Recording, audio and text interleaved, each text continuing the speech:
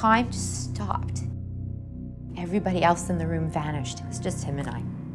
As soon as she saw him, she just, she started hyperventilating. She started to shake, and she started to...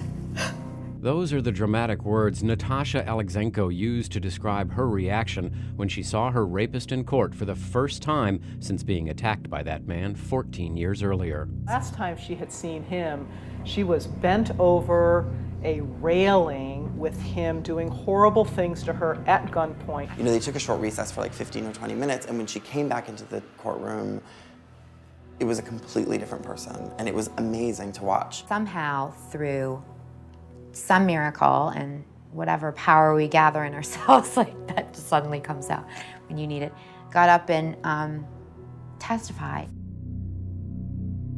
The road that led Natasha to this moment was not easy. Her rape kit sat untested in an evidence room in New York City for 9.5 years. This was like my karmic duty to get up there and keep this guy from ever doing this again to anyone else. Many victims, however, never get this opportunity to feel empowered over their attackers and help authorities hold them accountable for their actions.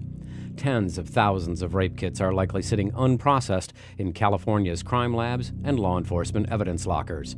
Assemblymember Nancy Skinner wants to change that. We need to test all sexual assault forensic evidence kits quickly, get the DNA into the database, and resolve these crimes. AB 1517 sets specific guidelines to ensure timely and universal processing of rape kits. 5 days that this bill proposes for the police to take that kit from their evidence room and get it into a crime lab will have somebody do something with that invaluable evidence that could exist in that kit. Putting themselves through the process to get that evidence is a big challenge for victims. A rape kit test is a very invasive gynecological exam, if you will. My rape kit took 4 hours to go through. This is vaginal swabs and smears collected at the hospital. These are dried secretions, which would be possibly semen or saliva. Fingernail scrapings were collected. They always take the victim's underpants. This legislation gives those guidelines to the crime labs so that we don't find ourselves in a situation where we've got hundreds of thousands of rape kits that have never been touched by a criminalist. Leaving these kits on the shelf has to stop.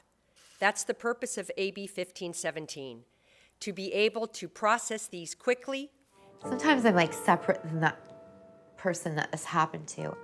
And I wish I could somehow travel through time and see her and tell her everything is going to be okay. This report was produced by the Speaker's Office of Member Services.